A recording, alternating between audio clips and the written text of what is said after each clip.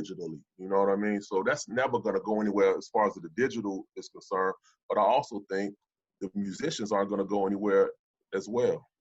Okay, very good. Now, Aaron, or should I call you Bless One? It's either way. Okay. As far as advice for somebody coming up, wanting to create music, maybe not knowing what equipment to get, how to get started, do you have any advice for them?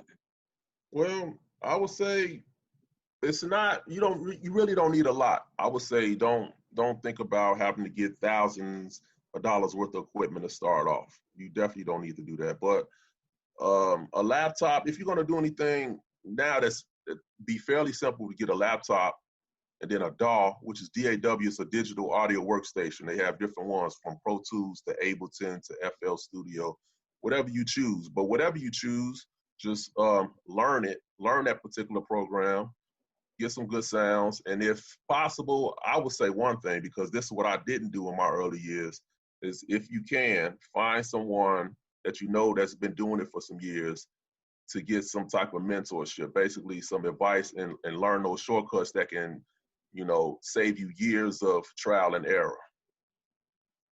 And that's And so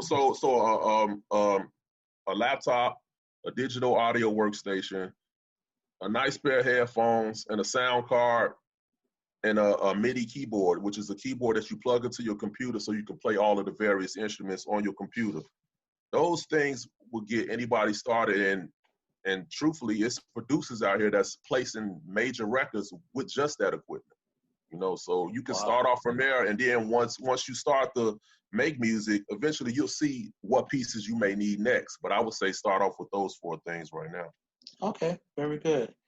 And I'm glad that you mentioned a mentor, because I Mm-hmm. believe that any journey you take to make yourself better, you always Yeah, want to get the advice of somebody that has been there before you.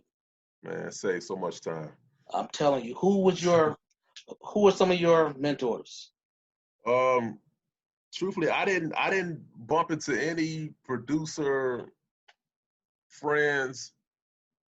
I haven't had any mentors. Truthfully, I really haven't. I've been going online or reading any type of articles I could, and things of that nature. How about some of your peers that was creating music? You guys ever get together and collaborate or talk about things? Yeah. In the past, I had some peers that would, but they were all rappers though. They weren't producers, so Okay. nothing for production wise. But like I said, as of recently, within this last year, I've been producing for this young rapper named Woes, and he just released the album a couple months ago with some production by me, and he's also releasing some more music very soon. So through him, I've met a band called Space Bones, and so they got drummer, guitar player, electric guitar, bass, and everything. So I've been talking to all of them and just picking their brains about certain things about music, and also we're working on collaborating, like I said, with the live instrumentation. So that's been good. And like I said, that's only been recently within the last year. Okay. Okay. Thank you for that. Now we know we've heard everybody knows about the East Coast sound Uh-huh. versus the West Coast sound. But you're from Chicago. You're in the middle. Yes.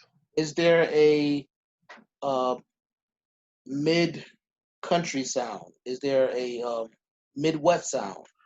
Well, as far as hip hop is concerned, um, truthfully though, with Chicago hip hop, it's always been pretty varied though. Like even from like early on when we had like Common from the South Side, we still had Crucial Conflict from out west, and then Right. we would have Lupe Fiasco to Kanye West to it's just, and now like Chance the Rapper, whatever. It's kind of varied, but also some of the bigger artists would be like the drill rappers like the Chief Keef or Hmm. Lil Bibby or G Herbo. So it's kind of varied. But I say if anything that people think about the Chicago sound now, they think about drill, which was started by Right. like Chief Keef, yeah. So they think Right. about Chicago now.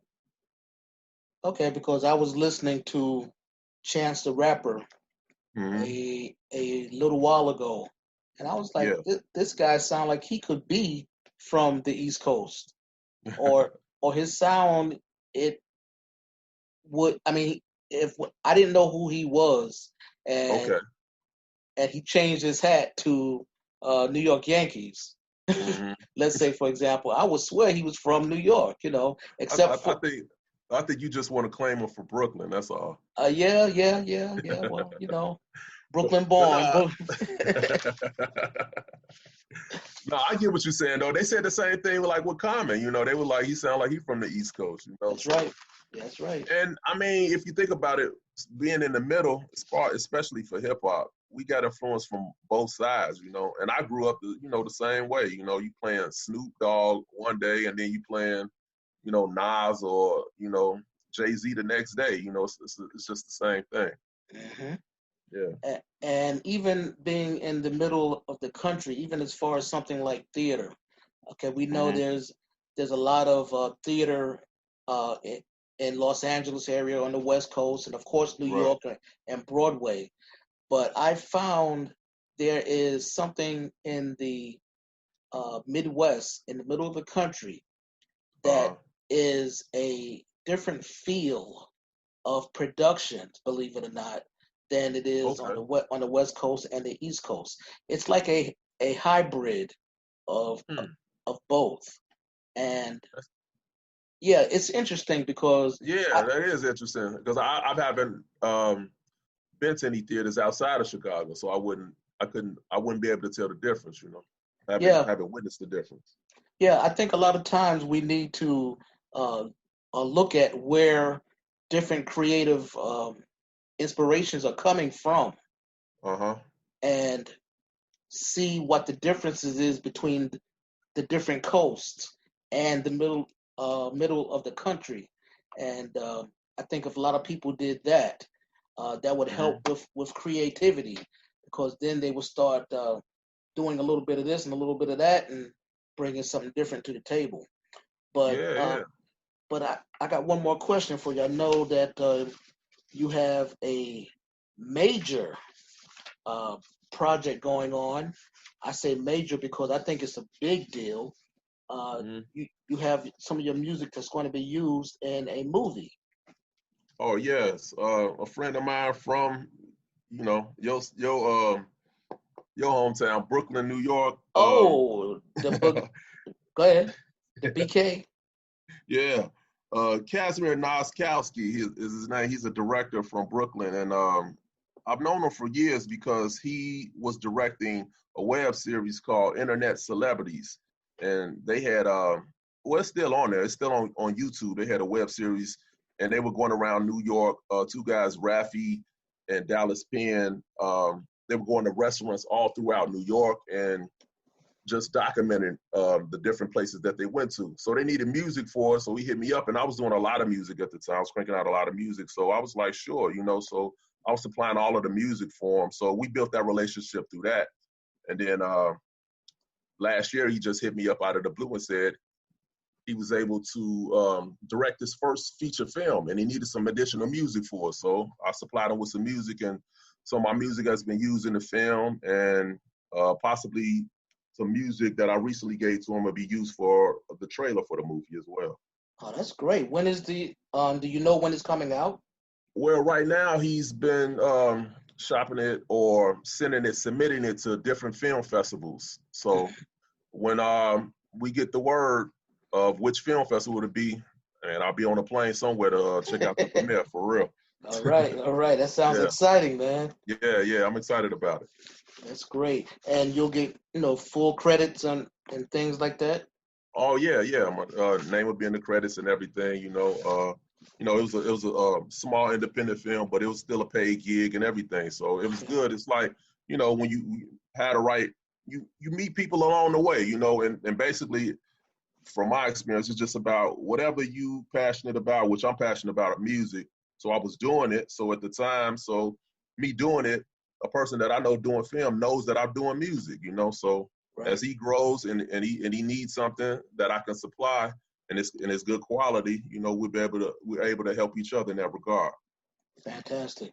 And Yeah, I'm glad that you're getting some recognition now, getting your name out there, getting yeah. getting paid, because I know that part of the process of growing in Hmm. your field and learning what you need to learn, there may have been times when you submitted things or your music was used without you getting paid for it. Oh yeah, yeah, definitely.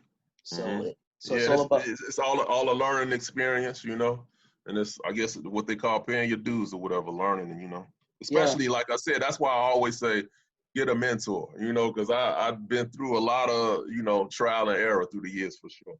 Yep, and that's one thing I try to tell these young brothers that I talk to. Get a Hmm. mentor, get somebody that has been there. It'll save you time. Yes, you know, yes. l- learn the things that they went through, and then do not replicate that. Make your Hmm. you make your own mistakes. Don't make mistakes that somebody else made.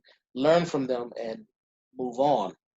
So, Aaron, if any of our listeners want to get in contact with you for any projects, how would they do that? Okay. I could be reached. I have a website where I have some of my music, and also they can contact me through it. It's blessonemusic.wixsite.com. I'm gonna spell it out because it's pretty long. It's